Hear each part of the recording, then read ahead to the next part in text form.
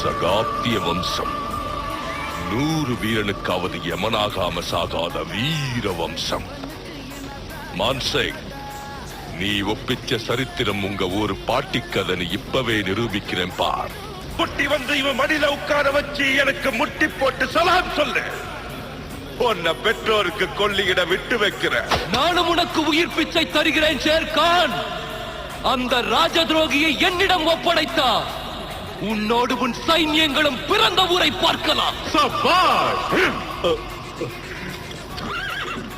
நீ பேசுற தொழில யமன் சாயல் இருக்கு, ஆனா நான் சிவன்டா.